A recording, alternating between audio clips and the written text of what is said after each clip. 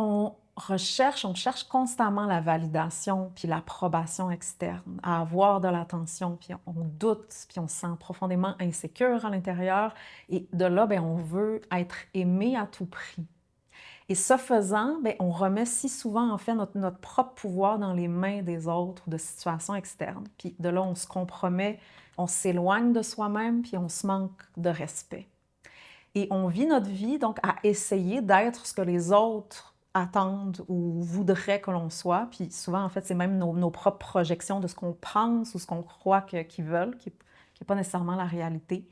Ou on se rebelle contre ces attentes-là, mais ce qui revient finalement au même parce qu'on demeure en réaction puis et non pas dans notre propre pouvoir. Et c'est la posture avec laquelle on interagit, puis qu'on fait nos choix ou nos actions ou nos non-actions. Et dans cette vidéo-ci, je vais prendre le temps de partager en profondeur sur comment ce mécanisme-là, en fait, nous empêche d'assumer notre vie, d'où celui-ci provient, donc sa racine, puis comment reconstruire une base interne qui est solide, puis qui ne dépend plus de la validation externe, mais bien d'un réel élan interne. Aimez-moi, voyez-moi, j'existe. Très jeune, on a appris à chercher l'attention, puis la reconnaissance. Puis cette blessure-là, à l'intérieur de soi, elle est extrêmement profonde, puis elle vient vraiment de loin. Parce que nos propres parents n'avaient pas souvent, en fait, la disponibilité interne pour réellement nous pouvoir nous voir, puis nous valider, puis nous recevoir, puis nous apprendre aussi à développer une stabilité qui vient de l'intérieur, parce qu'eux-mêmes, en fait, n'avaient pas cette stabilité-là, au-delà des apparences externes, souvent. Donc, on s'est construit sur un doute de soi, sur un sentiment d'être jamais finalement assez, puis de devoir constamment prouver sans cesse qu'on mérite d'exister. Et de là, très jeune, on commence à projeter une image de soi pour pouvoir être accepté. Tout dépend de notre environnement. Puis on se demande, mais comment être aimé, puis pourquoi on ne me voit pas? Et de là, on va accepter toutes sortes de dynamiques toxiques simplement pour justement avoir l'attention recherchée. Puis on met donc notre pouvoir dans les mains d'une relation ou d'un employeur ou même des followers sur les médias sociaux. Et de là, les gens vont généralement nous donner ce qu'on demande, mais inconsciemment. Ça veut dire que si on ne s'aime pas réellement, bien, on va se mettre tout le temps dans une position d'être rejeté constamment ou ignoré. Ou alors être vu puis être reconnu, mais pour l'image et non pas pour qui on est véritablement. Et ça fait que ça va rendre cette quête-là sans fin, en fait, éternelle, parce que le réel désir est jamais assouvi. Parce que personne ne vous voit vraiment pour vous. Et en fait, attention, là, c'est nous, les premières qui ne nous voient pas généralement. Et donc, à chaque impression de rejet, bien, la plaie se réouvre, puis automatiquement, on sort de soi, puis on est comme en panique. Puis de là, on va poser une action pour essayer d'être validé, pour essayer de réparer la situation, puis on s'empêtre, puis ça fait finalement juste empirer la situation parce que notre réponse vient de l'inflammation. Et le piège à prendre conscience, c'est que quand on agit pour être validé, on nourrit en fait le sentiment de rejet. On devient même accro à la sensation d'être rejeté. C'est littéral. Mais en réalité, là, c'est soi-même qui se rejette avant les autres. Parce qu'en fait, on ne se présente jamais vraiment. On va toujours constamment s'adapter, puis répondre à ce qu'il faut ou ce qu'on croit, ou on prétend être au-dessus de tout ça, alors que ce n'est pas du tout le cas, la réalité. Et il y a une frustration qui va augmenter, puis parfois même le désir secret de vengeance envers tous ceux et celles qui ne nous ont pas validés dans notre vie.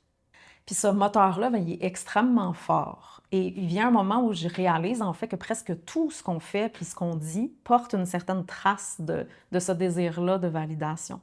On va croiser par exemple un étranger, puis subtilement on va dire « regarde-moi, valide-moi, comme vois comment je suis belle ». On va faire un post sur les réseaux sociaux, puis on va « likez-moi ». On va dire « je t'aime » pour recevoir de l'attention, ou on va être là pour l'autre afin d'être indispensable, puis à ce moment-là, d'être aimé. Mais quand on ne reçoit pas le retour désiré, là, ça fait mal profondément, puis la réalité, c'est qu'on est accro à cette souffrance-là, sans même le savoir. Et la question à se poser, c'est « est-ce que je suis en train de vivre ma vie ou celle des autres? » Et c'est quoi le réel moteur derrière, en fait, tout ce que je fais? Et quelle est cette blessure-là interne qui me pousse à me compromettre sans cesse pour être aimée? Et qu'est-ce qu'elle veut profondément? Quand j'arrête d'ignorer ces parties-là blessées à l'intérieur de soi, là, celles justement qui attendent l'attention, puis l'amour, puis la reconnaissance, puis que je prends enfin soin d'elles, plutôt que d'attendre d'être sauvée, mais c'est là que je vais cesser de chercher à l'extérieur, donc de recréer constamment les mêmes patterns encore et encore. Et peu à peu, bien là, en donnant à cette blessure-là l'attention qu'elle n'a jamais eue, bien, c'est là que je vais développer une fondation stable interne qui repose plus sur la séduction ou sur la manipulation, sur toutes ces tactiques-là inconscientes, subtiles qu'on a appris puis développées pour sucer l'attention. Mais l'affaire, c'est que souvent, on ne veut pas prendre responsabilité pour nos blessures. Puis c'est pour ça qu'on va se projeter constamment à l'extérieur qui va les entretenir du même coup.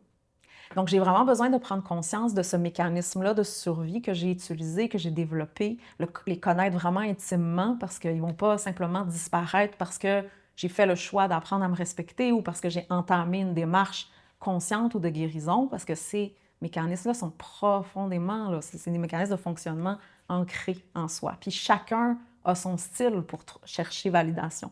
Pour certains, ça va être le fait de plus l'intellect, l'intelligence, la beauté, un talent, le fait d'être toujours là pour les autres, la personne sur laquelle on peut compter, ou notre attitude, notre frustration, c'est comme c'est le désir de constamment déranger quand on rentre dans une pièce. Mais derrière chacun de ces mécanismes-là, mais il y a toujours la même, finalement, insécurité en dessous.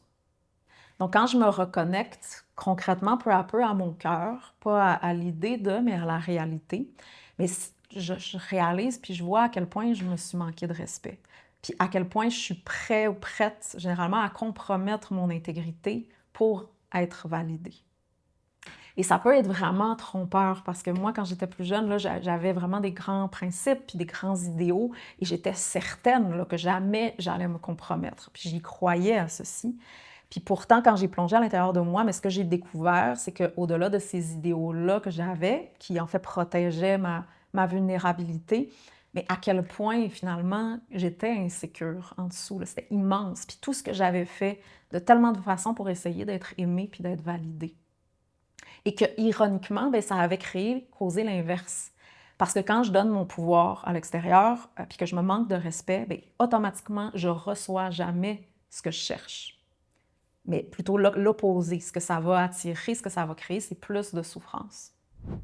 Donc cet amour-là, celui qu'on cherche là, partout, bien, il apparaît seulement quand on commence à se respecter réellement. Puis quand on refuse enfin d'être à côté de soi pour qui que ce soit ou pour quoi que ce soit. Et de là, plus poser des actions sous la peur ou sous la panique, juste pour essayer de tempérer ou de réparer, ou d'avoir une attention instantanée, sans l'effort d'apprendre à cultiver. Et quand j'ai le courage donc de ressentir ce besoin-là, le profond d'attention, puis cette faim-là, mais aussi le travail que ça demande pour pouvoir cultiver quoi que ce soit en se respectant, que c'est jamais en fait instantané. Puis de là, bien, je peux canaliser ce désir-là que j'ai, mais autrement.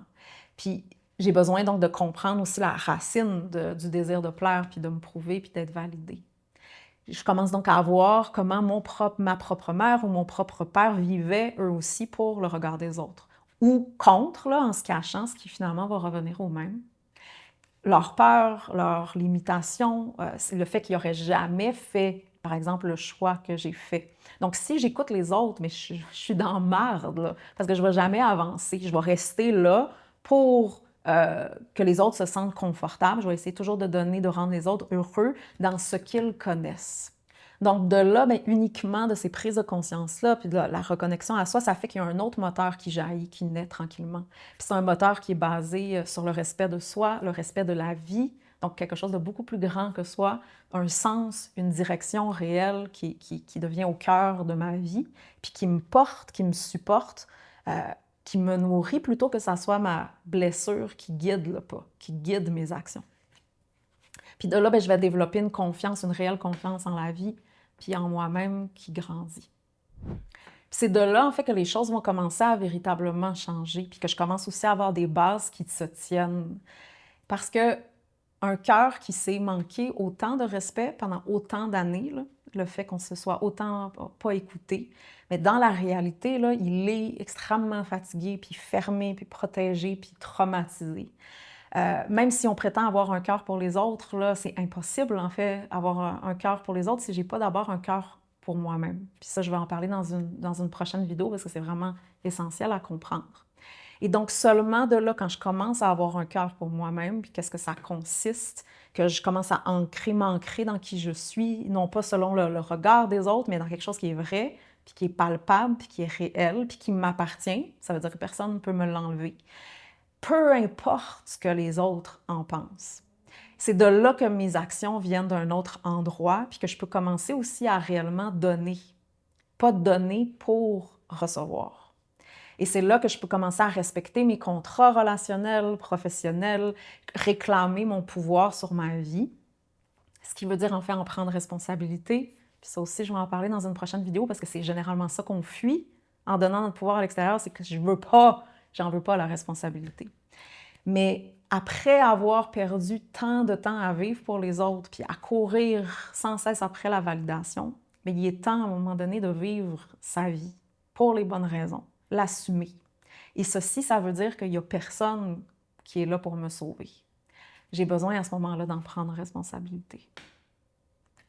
Donc, si ça vous parle, puis si ça vous rejoint dans ce que vous vivez, mais c'est exactement ceci, en fait, qu'on développe à travers les différents services, puis l'accompagnement à retrouver sa voie. Donc, n'hésitez surtout pas à me contacter si vous souhaitez entamer un processus pour vous-même.